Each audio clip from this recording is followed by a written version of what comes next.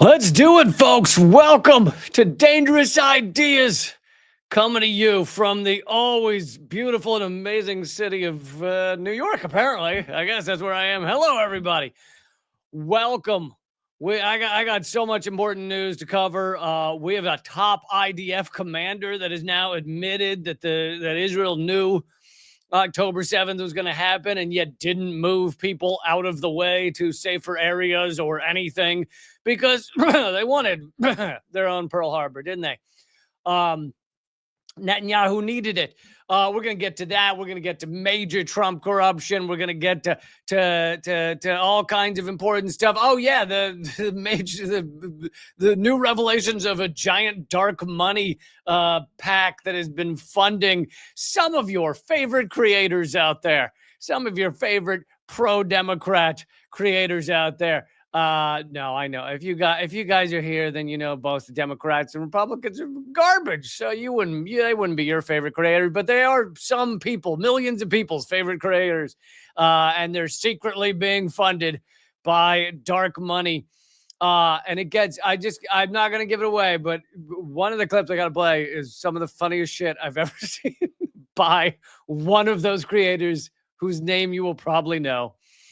All right, but let's get into it. I just wanted to start off by showing more of the millions of people around this fucking globe standing up against this genocide. It's kind of what I do on every episode, but I do it because we gotta. It's what we have. Thank you, YepX, for supporting the show. Really appreciate it. But let's start with this. Oh, does this not make you want to live in Spain? Listen to this pro-Palestine rally in Spain. ¡Pamplonesos! ¡Pamploneses! ¡Viva San Fermín! ¡Viva San Fermín! ¡Stop genocide! ¡Free Palestine!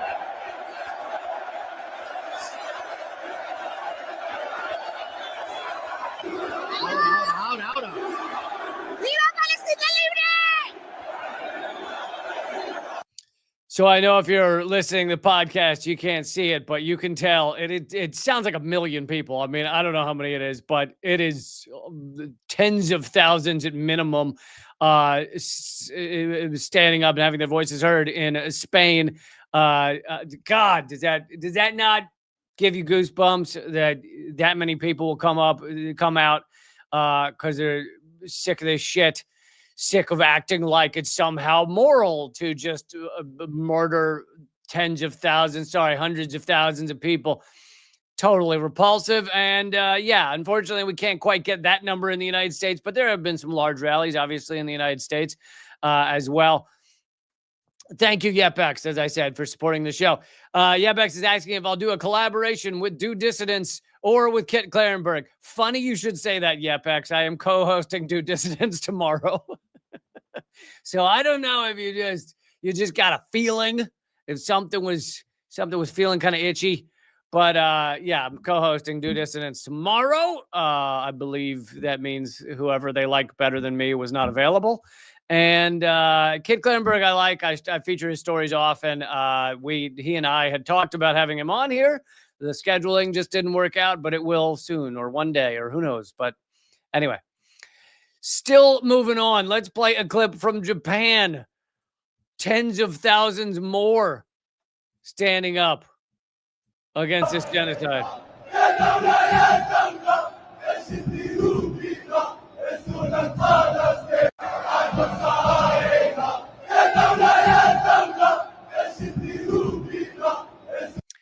Again, for those of you listening to the podcast who can't see the visuals, it is an unbelievable sea of people in Japan, and it's amazing. Also, coming from countries that are not connected to it. Here in the U.S., I mean, the U.S. is funding and arming it. Obviously, there are many countries that are somehow connected to it. Canada, even though they claim that they're no longer going to keep arming Israel, apparently are still sending arms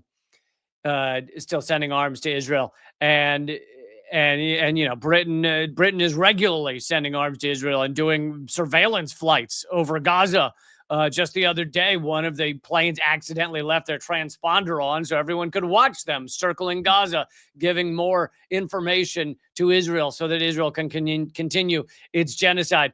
But anyway, it's just amazing to see this coming from countries, this kind of support for Palestine coming from countries that are not connected, have no association with this. They just understand that you should have a fucking moral core. Oh, I don't know. Try it. Give it a try. Just a tip, just for a minute, just to see how it feels, huh? How about that? Try having a moral code.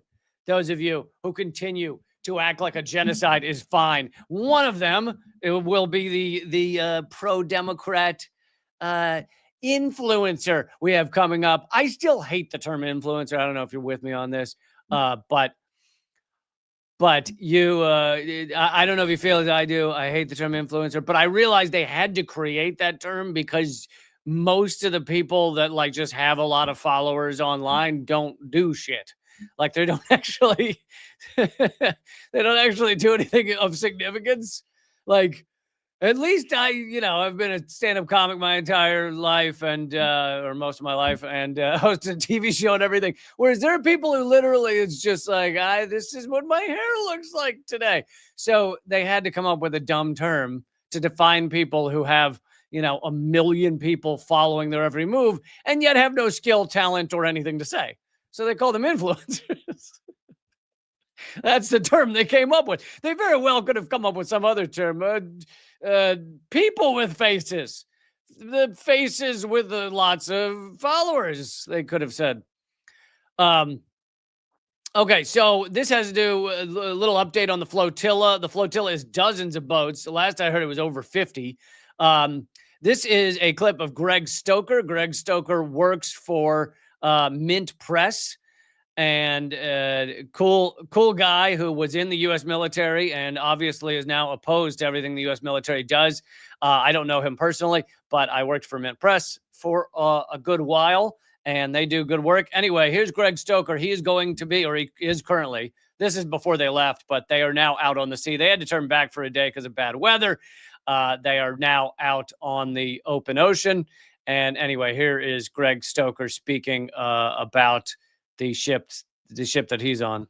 Greg Stoker. I'm a former U.S. Army Ranger who conducted 4 combat deployments to Afghanistan, and I'm now an anti-war activist and journalist at Mint Press News. I've joined the veteran delegation of this humanitarian flotilla to raise awareness and demonstrate to Americans that whatever violence we do overseas comes back home. Whatever our government is willing to do to Palestinians, they're willing to do to you. If they're willing to annihilate an entire people for ideology and profit, what does that mean for your future? This isn't just something that's happening in the Middle East. It's happening in your own backyard. So free Palestine. It's the front line.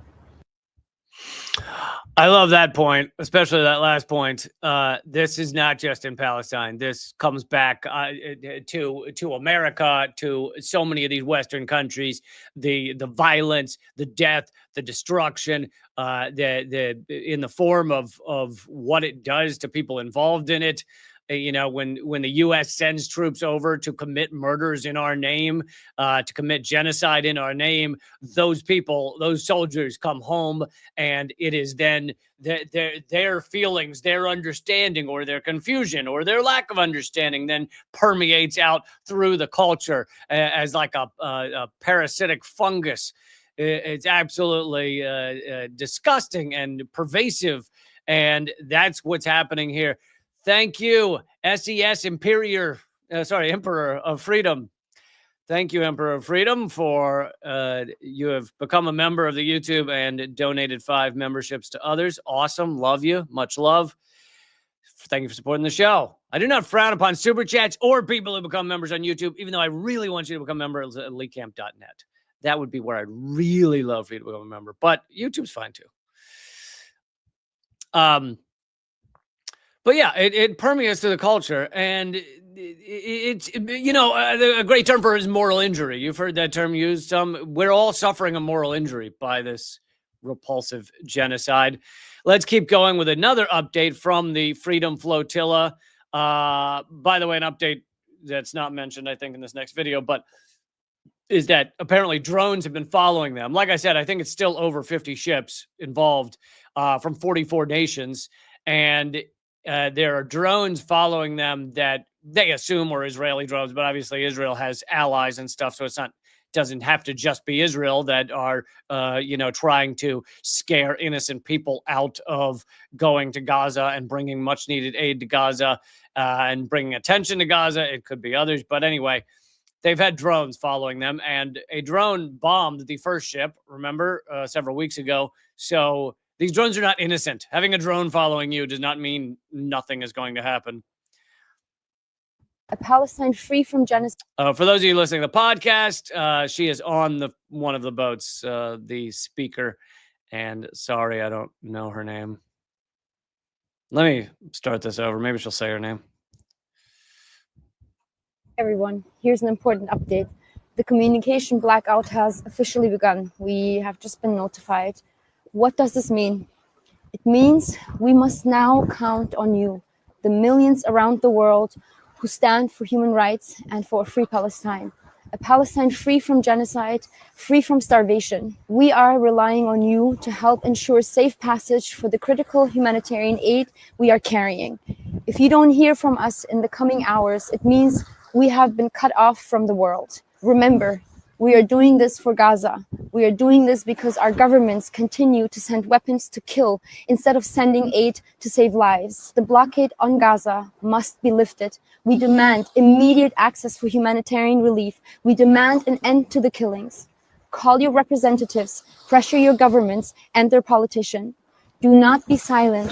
Rise up for justice and truth. Well said. And yeah, they may lose communication. They may lose communication soon, because Israel has techniques for cutting off the ability of phones to function. And I don't think Elon Musk's going to be providing a Starlink to these folks. For some odd reason, Elon Musk doesn't want to help the Freedom Flotilla. I don't understand why. I can't understand. I don't get it. I don't understand. Thank you. Someone in the chat saying that you saw me on Sabby Sab's show. Yeah, I did that a little while ago. Well, I've been on a few times. She's been on this show. But yeah, for those of you asking, again, yeah, I'll be co-hosting New Dissonance tomorrow. YepX also donated on Rumble. Thanks for donating on multiple platforms, YepX. I like the way you spread it out. You let everyone know what's what. I really appreciate it. Rumble.com/LeeCamp. YepX wants to know, did you see that Xi, Putin, and Kim are meeting? Hopefully BRICS will fight back against the U.S. empire. The U.S. are the world's terrorist bullies as it refuses to take care of its citizens. Yes, there's been a lot of important meetings. I've covered some of them between Xi, Putin, and other world leaders. Okay, let's see. Now I want to jump to the same topic, but here is Jon Stewart, and Jon Stewart has been not, as far as I know, I don't see a lot of what these people do. I don't know that anyone follows everything that everyone does, but he's been fairly good on Palestine and Gaza, as far as I know. I, of course, have plenty of criticisms of The Daily Show, of Jon Stewart. He is good on many issues. I believe, there is a difference. There are those whose heart is in the right place and just quite haven't gotten there, to understanding that capitalism is at the heart of this, that imperialism is at the heart of this, that we need to evolve quickly as a human species beyond capitalism. God forbid we get beyond the system that's only been around for about 200 years, industrial capitalism. God forbid we get beyond this system to a time when everyone can have food and shelter and housing, and the idea that someone was born 8 feet over there across a line means they're a piece of garbage and you're a hero. Anyway, I don't know. Jon Stewart hasn't gotten to some of those understandings. And so in that way, kind of accidentally, he has manufactured consent for many of the U.S. wars, many of the U.S. Murder of innocent people around the world, to have Obama and all of his ilk, all of the liberal heroes, to have him on The Daily Show, them on The Daily Show, Biden, all of them, and basically do fawning interviews, allows the U.S. empire to continue. So it's not that I don't have criticisms of Jon Stewart, but I think it is important to show the famous people, whether you think fame is a dumb construct that we've invented, which of course it is, or not. I think it's important to show that these people have either flipped or have started speaking out more clearly on this genocide, on Israel, on Gaza than perhaps they ever have before. I played a clip several weeks ago of Colbert doing the same. Anyway, here is Jon Stewart, who happens to be a person of Jewish descent, like myself. He changed his name. My name is legit. Jon Stewart's name is a lie. His name is John, like Labinowitz or Labifowitz or something. Leibowitz, maybe. Anyway, so he's lying to you even in his name. I wouldn't do that shit to you guys, okay? I value your trust a little more than that. I'm not going to lie with my name. I'm going to give you the real goddamn name. All right, here we go. I feel like a crazy person. I feel like I'm watching something that is so self-evidently inhumane and horrific. And to be told that I have to shut up because I risk the Jewish state by speaking out. But I know what I'm seeing. And I have a moral clarity about what I'm seeing. And what I'm seeing, I think, as someone who was raised in Judaism, that's what taught me that this is wrong. What I'm seeing happening in Gaza is wrong. You know, we learn in Judaism, it's funny. You know, you learn that you're the underdog. That's kind of the history. Right. But what happens when David becomes Goliath? And the responsibility there. I don't understand this in any way, shape, or form. mean, it's not boggling my mind. This has rocked my. I'm not sure who he's talking to that's arguing with him, but must be a clown. I don't know.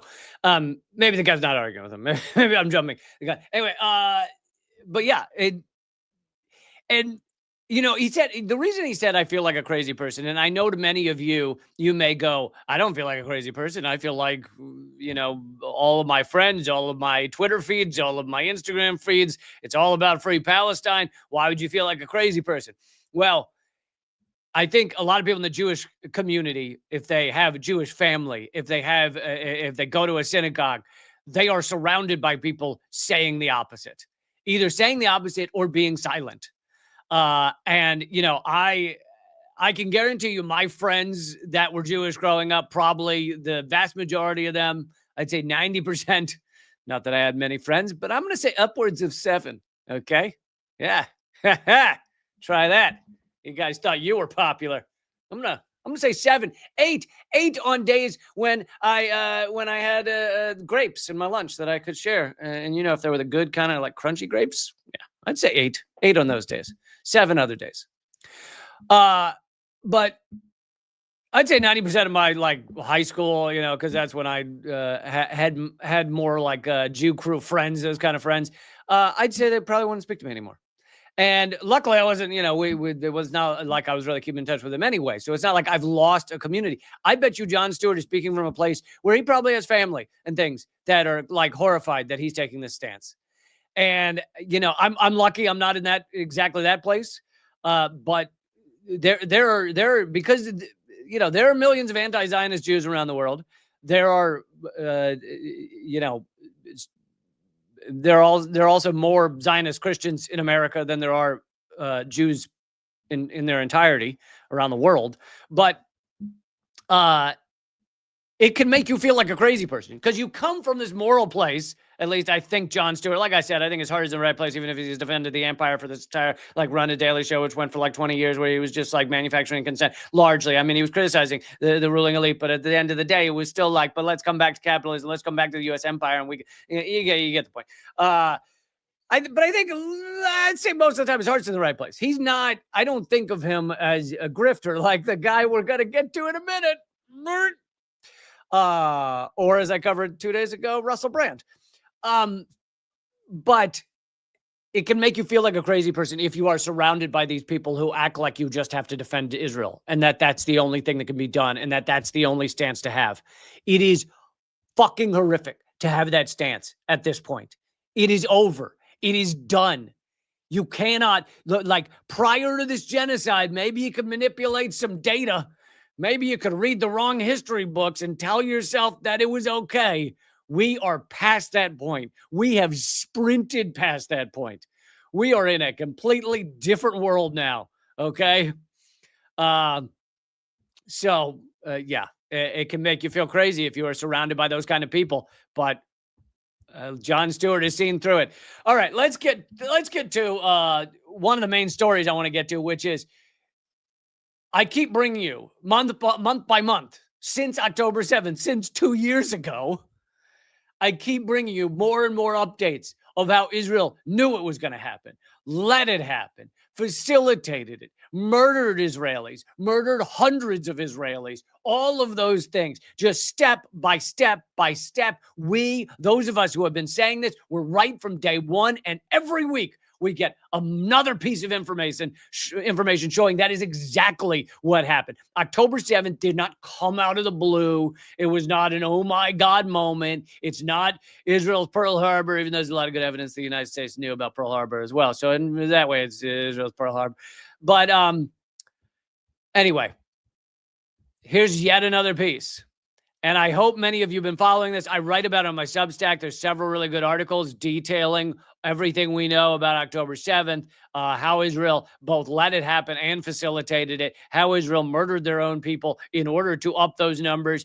Because, if Hamas had come in and only shot IDF soldiers and kidnapped people rather than murdering people, it would just be a different story. It's not that people wouldn't still be upset and fearful, but it would be a different story if Hamas came in and just kidnapped people. Instead, Israel needed mass murder. They needed a 9/11. And so they went about murdering hundreds of their own people. I'm not saying everyone on October 7th, but it is without a doubt true that Israel murdered hundreds of Israelis.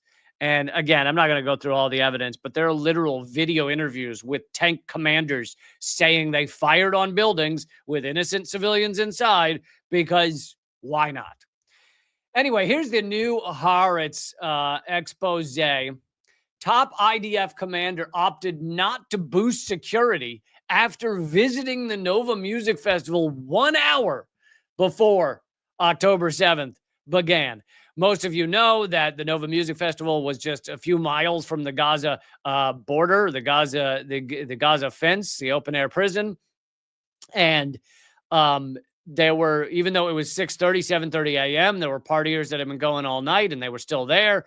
The festival was still going on. And that festival had been located there, had been put there 2 days before October 7th, because that makes perfect sense, right? If you'd known about something for a year, which even the New York Times admits Israel knew about October 7th for a year prior, why not put a music festival there?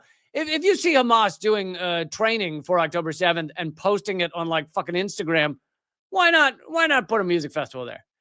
So this commander, Colonel Hayam Cohen, arrived at the Nova Music site an hour before the Hamas attack, saw thousands of partygoers with minimal police presence, but didn't consider dispersing the festival. Most IDF forces were unaware the event was even taking place. And apparently Hamas was also unaware the event was taking place because it had only been put there 2 days before.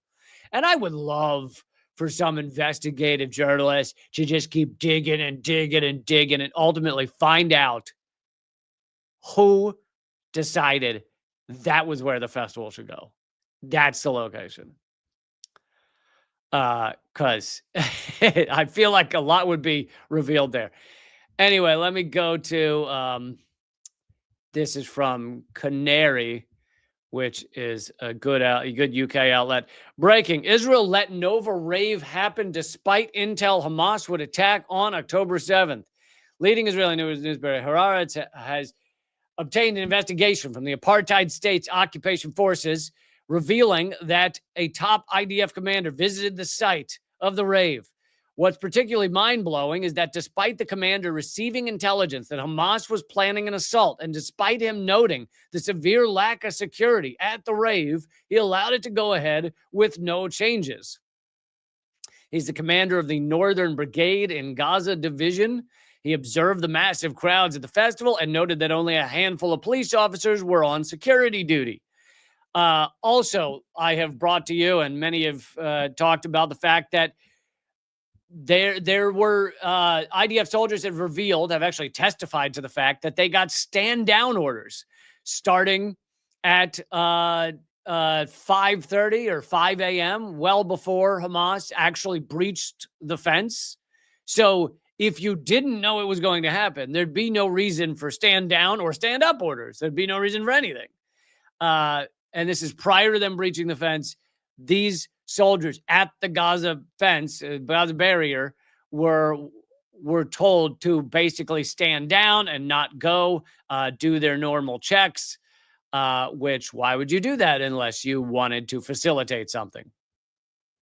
There were over 4,000 attendees at the Nova rave, and the IDF investigation noted that there were only 50 police officers.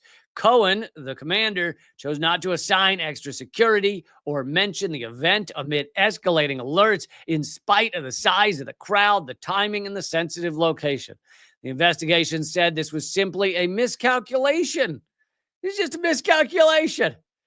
By the way, all the Gaza watchers, the soldiers their job is just to watch the crazy amounts of surveillance footage of Gaza, of the Gaza wall. They'd been saying for months that the October 7th attack was going to happen. And no one listened to them. Why would no one listen to them? Oh, maybe because some people were hoping for it, waiting for it, planning for it. Cohen was later relieved of his duties because obviously you have to scapegoat some people after this happened, and we had no idea. Previous reports also noted the occupying power's complete failure to prevent the October 7th attack, despite knowing it was coming. Indeed, many believe that the prime minister and wanted war criminal Netanyahu who was facing corruption charges, continues to face corruption charges, and holding together a fragile coalition at the time, very much needed to start a war. Haaretz adds that Cohen had approved the rave earlier in the week, but that most IDF forces in the area were unaware it was taking place and therefore lacked knowledge of its location, size, and security arrangements. The rave's organizers themselves had not announced the location of the event before October 6th. So hypothetically, just let yourself think for a second here. If you were in the Israeli government, you wanted some sort of massacre to happen because it would allow you to create greater Israel. It would allow you to commit the genocide in Gaza you wanted to commit. If that was how you felt and how you were behaving, clearly genocide is no problem for these people. We know now they have no issue with committing genocide. So the idea of them being ready and wanting to commit genocide, that's not a reach, right? You don't have to think for long to pretend that's the case. So if you are in that place, if you are coming up with those ideas, and Hamas, by the way, Israel had infiltrators and informants in all of these organizations. They monitor their phones, even if they're using burners, they have ways. They were monitoring everything. They knew Hamas was going, how they were going to do it, break through the fence, break through the wall, all this stuff. And so if you were going to allow that to happen, what do you need to happen next? Well, you can't just have Hamas come in and then the IDF soldiers who are not in on the plan suddenly just show up, stop them, and then, who gets killed? Well, okay, a few IDF soldiers got killed. Because Israel, that's not enough for Israel to commit genocide, right? You got 5 IDF soldiers got killed. Instead, they needed a massacre. So you have to put a lot of innocent people in the midst of this. How about a giant music festival that will situate right there? But then on top of that, you have to make sure that a lot of innocent people get killed. And if Hamas is just coming in to kidnap people, the odds of them killing loads of innocent people are much lower. Well, okay, let's have IDF helicopters fly over the Nova Music Festival, the kibbutzim, the kibbutzes where people are, etc., and just open fire and just murder as many as they can, which they did. The IDF fired 11,000 rounds. That's just the bullets. That's not even the bombs. 11,000 rounds into these crowds, killing hundreds and hundreds of people. It's not a theory. It's just facts. Like, there's nothing to and it's amazing to hear these idiots who want to endorse this genocide, the Bill Maher's of the world and the, whoever else, Fox Newses and the Donald Trumps and the Netanyahus all continue to say all of the lies that we've already debunked from like day one. They're like, well, they just murdered tons of babies. They're just murdering babies left and right. Absolutely debunked. 100% debunked. And yet they keep saying it. Joe Biden said he saw a video of them killing babies and stuff. And then even his lying, demented ass and that White House had to retract that statement and say he never saw such a video. Let's see. I want to give you a bit of a palate cleanser after that with students at Edinburgh University walking out of their, is it graduation ceremony? Walk out, yeah, their graduation ceremony for Palestine, because Edinburgh, apparently the University of Edinburgh is, has all kinds of contracts and stuff and is not anti-Israel in the slightest. Disclose, divest, we will not stop, we will not rest. Disclose, divest, we will not stop, we will not rest. Disclose, divest.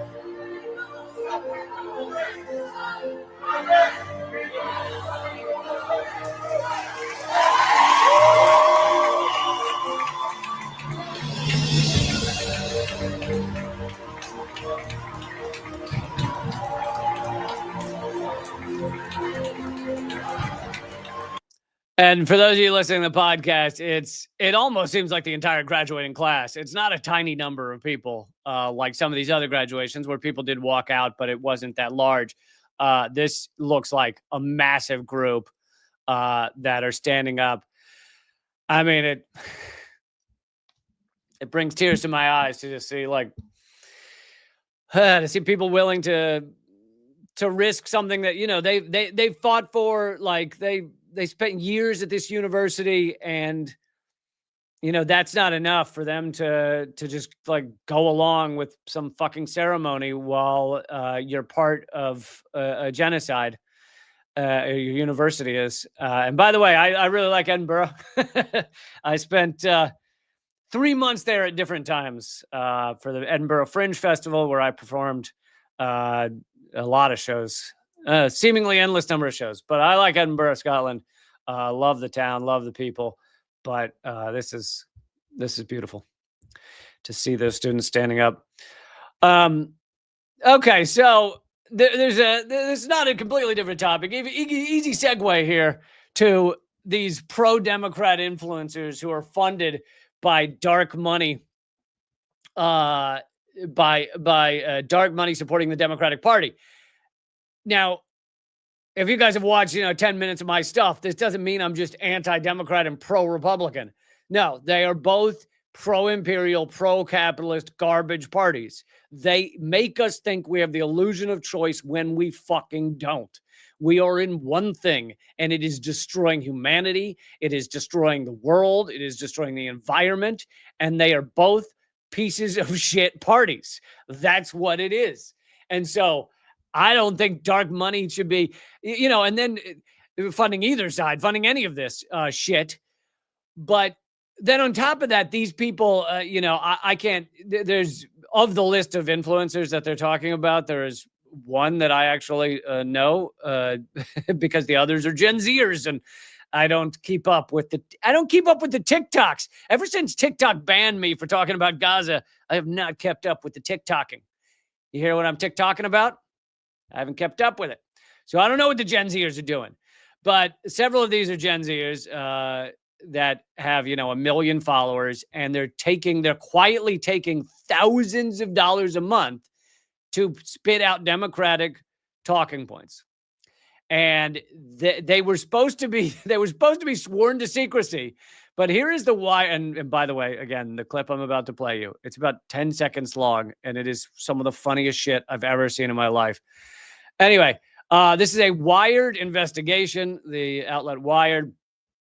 Dark money group is secretly funding high-profile Democratic influencers. A private group chat in June with dozens of Democratic political influencers discussed whether to take advantage of an enticing opportunity. They were being offered $8,000 a month to take part in a secretive program aimed at bolstering Democratic messaging on the internet. But the contract sent to them from Chorus, the nonprofit arm. You notice all these things have like names where you can't even remember them because it's just like they're so stupid. The other day I covered Flock surveillance. That is like the new surveillance technique, monitoring your license plates everywhere you go.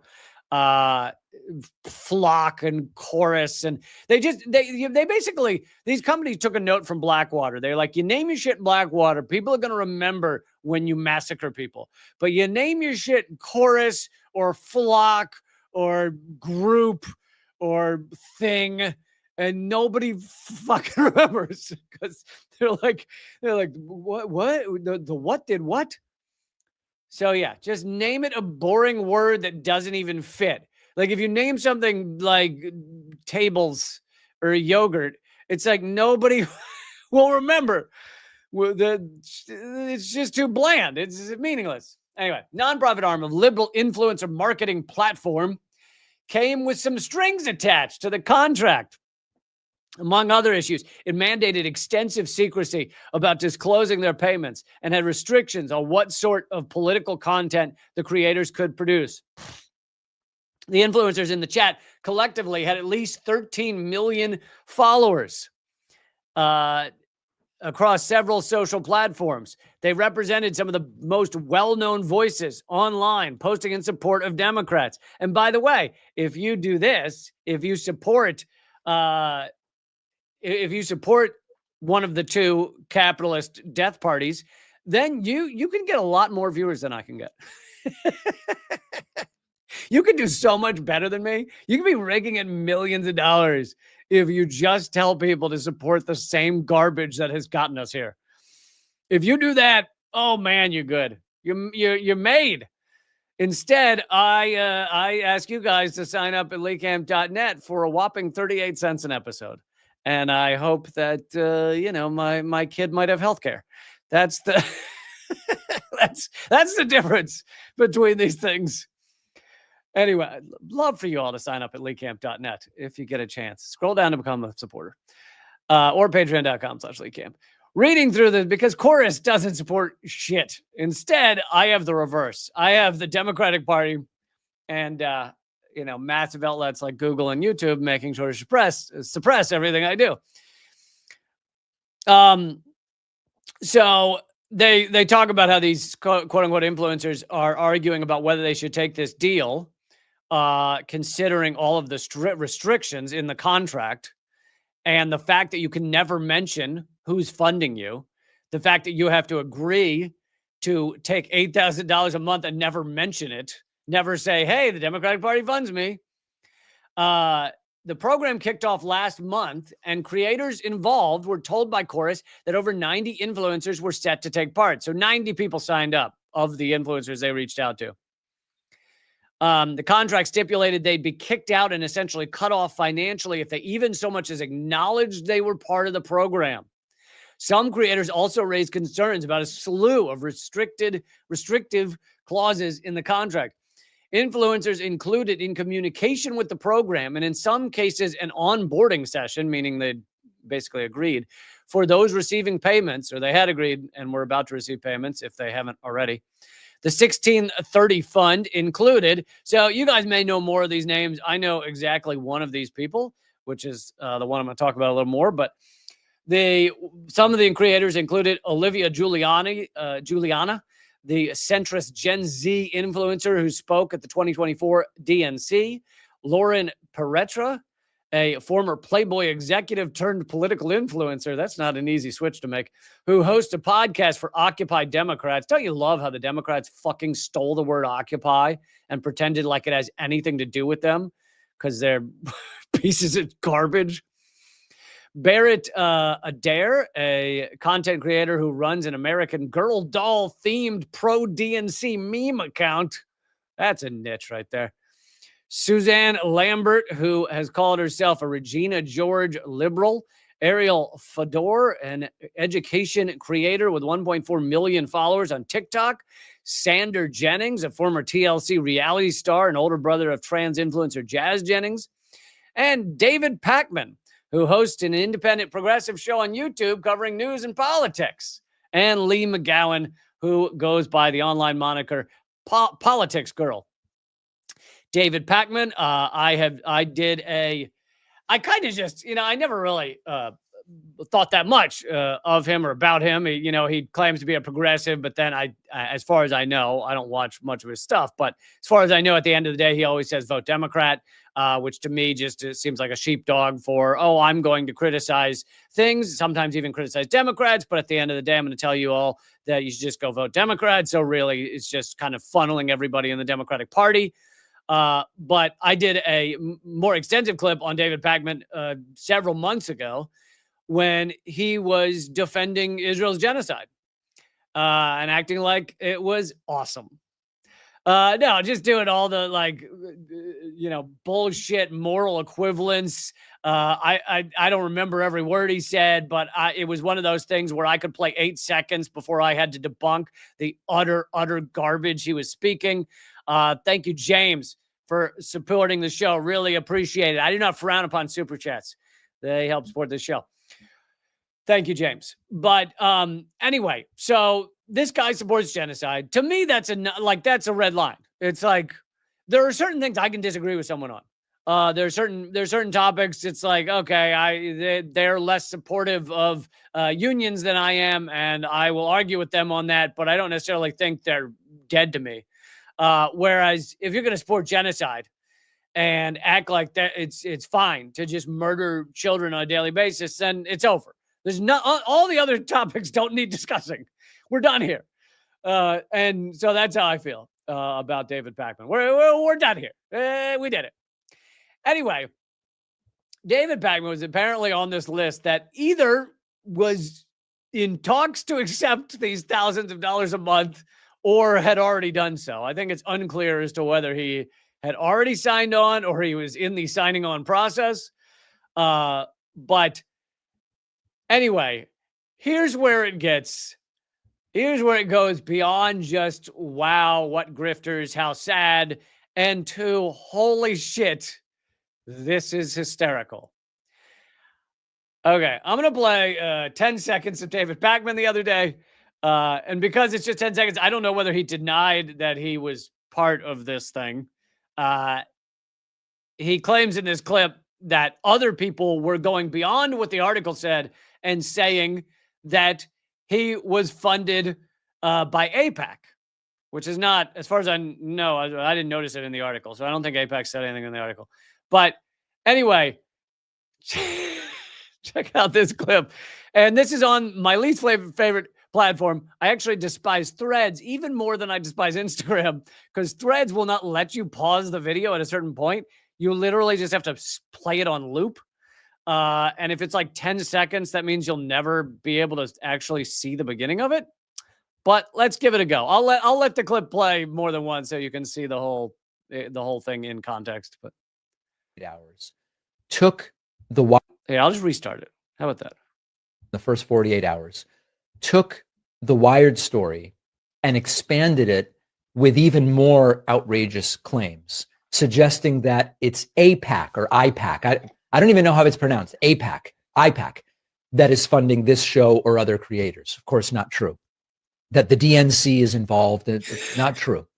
Some creators in the first 48 hours took the Wired story and expanded it with even more outrageous claims, suggesting that it's AIPAC or IPAC. I don't even know how it's pronounced. IPAC, that is funding this show or other creators. Of course, not true. That the DNC is involved. Not true.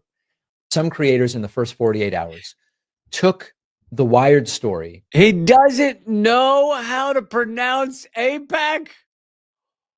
Bullshit. He's never heard of AIPAC? Bullshit. Dude, nothing screams, I am funded by AIPAC more than pretending you don't know how to pronounce AIPAC.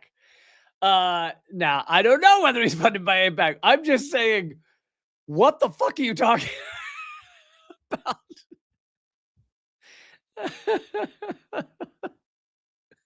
He doesn't know how to pronounce AIPAC. Literally the lobbying firm that is funding more Congress people than any other in the world. There may be other lobbying firms that spend more, but AIPAC is funding more Congress people than any. So there are exactly two options going on here. One, David Pakman is lying his ass off and of course knows how to pronounce AIPAC and knows what AIPAC is. That's the likely option. Option number two is he's legit telling the truth, doesn't know how to pronounce AIPAC, and is perhaps the single dumbest content creator in America right now. Those are your two options. Which one do you want to go with?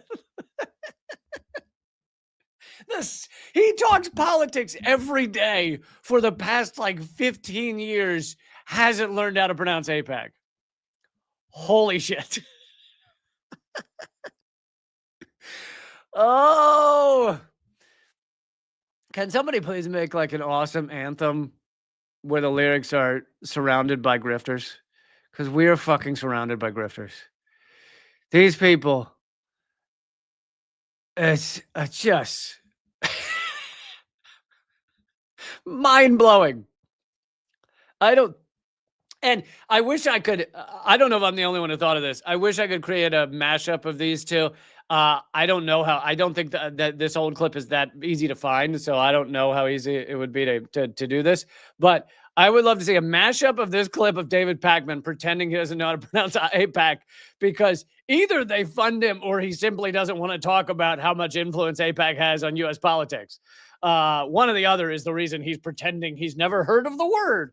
What is Israel? Israel? I've never heard of the Israel bombed Gaza. What are these words? Can someone please explain to me what is happening? Take the clip and mash it up with, there's an old clip. I covered it when it happened, but this was 12 years ago or something. It came out that the Koch brothers, I think this was back when both of them were still alive instead of just one of them. It came out that the Koch brothers were secretly funding some right-wing media, including Glenn Beck and Alex Jones.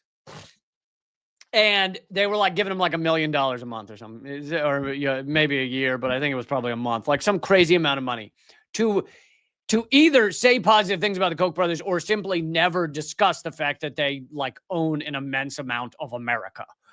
And so they were paying them some crazy amount of money. Alex Jones, goes into one of his patented tirades and says, I've never even heard of these people. How do you know the Koch brothers? The Koch brothers. I don't even know who these people are. And you're like, there is no way in hell that Alex Jones, Mr. Follow the Money, Mr. the evil people with lots of money, own the government, own the world, they're the evil people, doesn't know who the Koch brothers are. There's no way. So I want to see that mashed up with David Pakman going, AIPAC?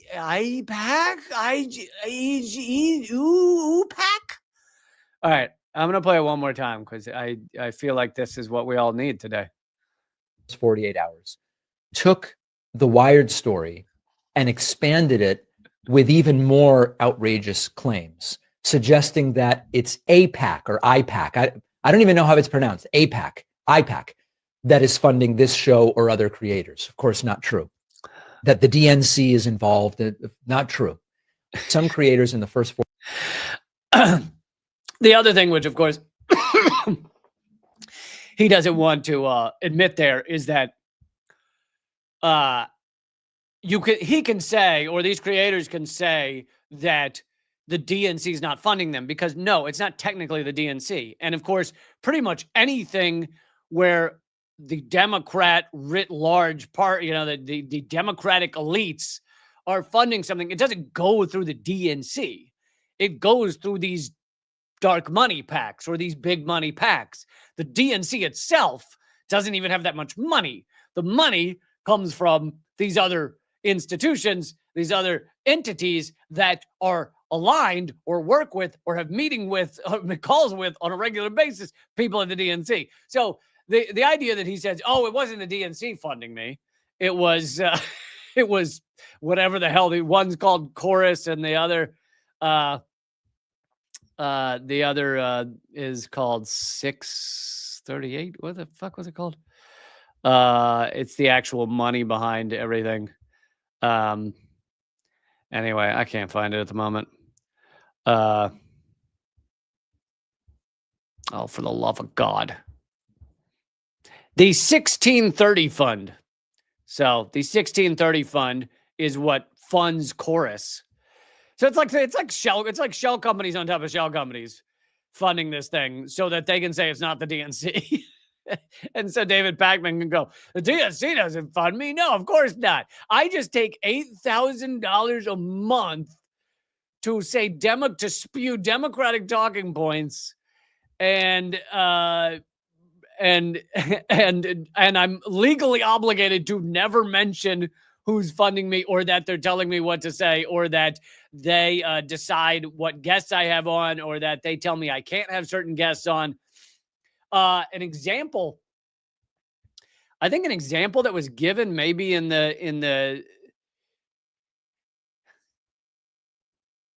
example. Well, let's see. One of the creators said that they control whether a politician goes on, and quote, if I get Zoran, meaning Zoran Mamdani, the Democratic socialist who is looking like he will win New York City mayor, but is despised by the Democratic Party, the ruling elite of the Democratic Party.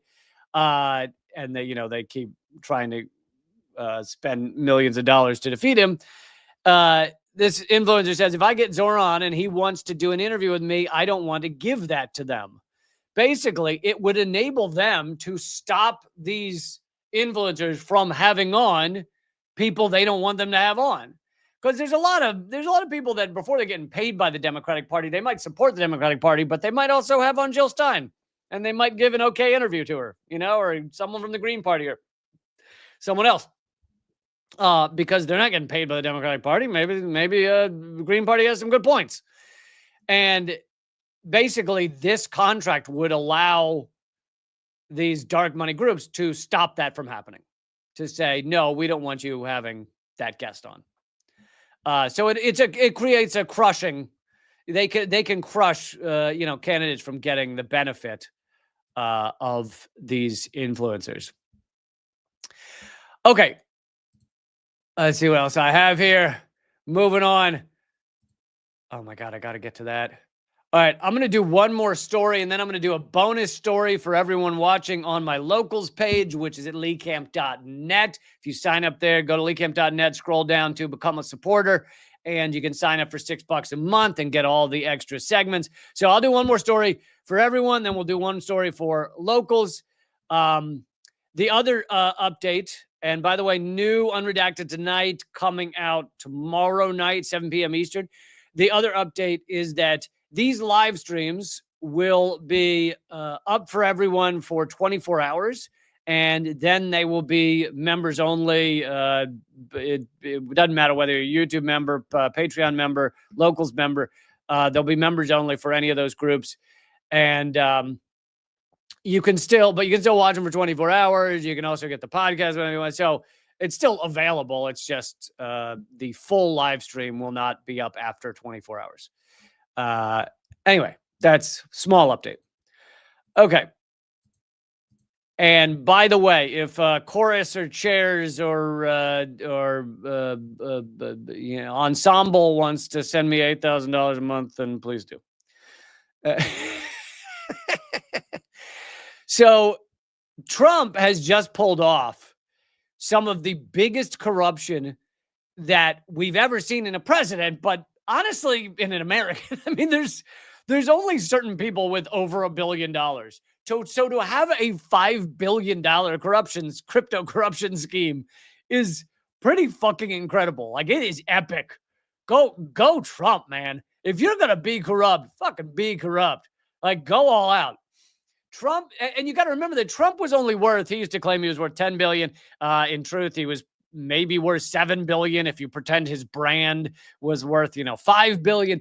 But if you count like cash, he was worth like 2 billion or 1 billion or something. It was not in the levels of these idiots with these absolute lunatics with 100 billion. He's an absolute lunatic, but he didn't have over a few $1 billion.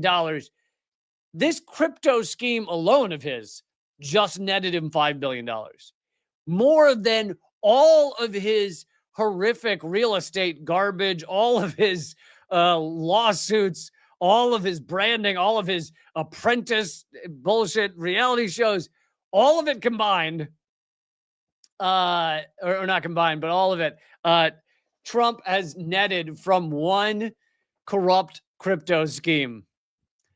This is over at Common Dreams in what Public Citizen called the greatest corruption in presidential history.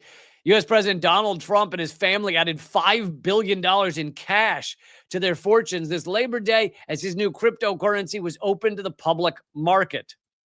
The currency, known as WLFI for World Liberty Financial, a company founded by the president's sons, Donald Trump Jr. and Eric Trump, a Trump business entity owns 60% of the company and is entitled to 70% of the revenue from the coin sales. And if you guys are wondering, I don't talk about it endlessly. I've talked about it many times, but if you're wondering my view on crypto, I think that Bitcoin's very important. I think that Bitcoin will have a lot of important influence. I also think it will help towards de-dollarization. I think it will help towards, not just pumping money into war machines to some degree.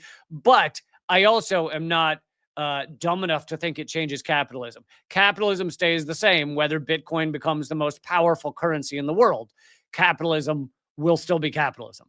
We need to create systems outside of capitalism if we want this to change. So anyone who tells you that the rise of crypto stops the death of the planet and the death of humankind, they are full of shit. The other thing I believe about crypto, and so, I support Bitcoin in certain ways. I also think Bitcoin has allowed people to get money across borders where the U.S., especially, mainly the U.S., is trying to stop them from getting money. The U.S. doesn't want family members sending money home to Venezuela. They don't want family members sending money home to Iran and so many places. So Bitcoin has allowed that to happen in a way that the U.S. can't stop as easily, which is very important. So that's another aspect of it. However, in terms of all the other coins, most of them, the vast majority, are largely just scams. I mean, they're not. Bitcoin to some degree is used as currency here and there, which is important. The other ones are largely being used, and some of them 100% being used as just a way for, gamblers, investors to get rich. Now, that's not, and most people are lying to you about them. Like if someone creates a coin and says, oh, it's an awesome new crypto coin, they're just hoping you'll buy into it so they can dump theirs and make money. A lot of them are scams. And, that's what Trump's meme coin really is. Thank you, Renee or Reen, for supporting the show. Really appreciate it. Thank you so much. Anyway, to continue from this, the currency did that. The trading debut was most likely, this is from Wall Street Journal, most likely the biggest financial success for the president's family since inauguration. WLFI is likely now the Trump's most valuable asset, exceeding their decades-old property portfolio. As an investigation by the anti-corruption group Accountable U.S.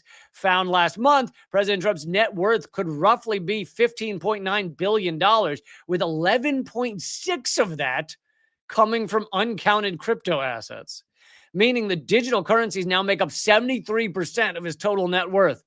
In addition to the tokens owned by World Liberty Financial, it found that two Trump-affiliated companies owned 80% of the Trump meme coin, So, which is kind of a classic like pump and dump. Like if you own 80% of it and you're just trying to get the price up so that you can eventually dump it and make a lot of money, it's like it's snake oil.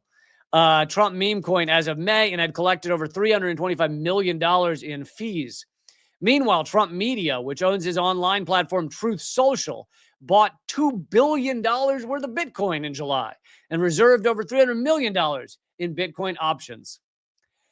So, you know, him buying Bitcoin is a kind of level of corruption because he's also the one regulating Bitcoin in many ways. So to buy something so that you can alter the regulations so that you can make more money, it should be illegal for a president. And that is why until Trump, it was the standard practice for a president to sell off their, you know, corporate assets before they became president so that they wouldn't directly benefit from any decisions about these corporations. Trump, when he became president the first time, just put his in a trust and or whatever, and his sons, I don't even know if he put him in trust. He just put his sons in charge of them and claimed he was not going to have any influence. But of course, even if they never, which they probably did, but even if they never spoke about it, it's not like his sons don't know what's happening and don't know what he would want for those companies. So it's corruption all the way down. And then on top of his simple Bitcoin purchases, you have him creating meme coins. You have him creating this WLFI, which is now like 60% of his net worth. It is breathtaking corruption. And don't think I didn't call out Obama for his corruption. Obama did a little trick where he benefited Wall Street for all 8 years. He did everything Wall Street ever wanted of him. Everything. He was a little butt boy. I don't know. Is a butt boy offensive? I don't know. I don't know what the kids are deciding is offensive these days. A little butt boy for Wall Street. The entire 8 years. Citibank chose most of his cabinet his first term. And then the moment he gets out of office, he runs to Wall Street, gives 2 speeches for, I think it was $800,000. Basically, I mean, the speeches don't really matter. They're like a side note. So really what he did was benefit Wall Street for 8 straight years, then run to Wall Street where they gave him a big sack of money, said, thank you for your job. It's being an employee of Wall Street, except you don't collect a bag of money till you leave the office. That's the only difference. That's the only difference. And so it's just unbelievable corruption. And at the time, you know, that sounded like a big number. He just collected $800,000 for like an hour from Wall Street, from Goldman Sachs. Hillary Clinton did the same thing. Wow, that's a lot of corruption. Now, that does not compare to Trump's $5 billion crypto scheme, but still massive corruption. Okay, I'm going to go over now. I got to do this segment on Tesla and how Tesla self-driving cars are running over a lot of things. Some more on what Elon Musk is up to. But I'm going to go do that over at Locals. For all you watching on Locals, nothing will change. Just stay there. For those of you who want to join on a future episode, all you got to do is go to leakcamp.net and click Become a Subscriber. Scroll down and click Become a Subscriber. Let me see if I can do it and show you. Yeah, so if you go to leakcamp.net, I'll put this on the screen real quick. Also, new Unredacted tonight comes out tomorrow. If you get over to leakcamp.net, don't click the big Become a Member, which is kind of annoying. I feel like that should be the big button, Become a Supporter, because this is basically, it's a competitor to Patreon, but it has more aspects of Facebook, so you can post your own stuff, etc. Which is one of the reasons I like it. It's much more of a community. Patreon's not really a community. Anyway, scroll down to this little one they're trying to hide called Become a Supporter. And that would be the one I'd love for you to click. And then it starts off, it initially says $60 a year, which would be less than $6 a month. But if you click monthly, it'll be $6 a month. So you can do $6 a month, $60 a year, either one. I hope you will do that and support this show. 38 cents an episode that amounts to. Okay, I'll see you tomorrow for Unredacted tonight, 7 p.m. Eastern, and I will see you Friday. Yeah, I'm on Friday, 3 p.m. Eastern. So join me Friday for another live stream. And to all of you who are not at locals, keep fighting. You're the best. You rock. See, right now I have this awkward moment, kind of like when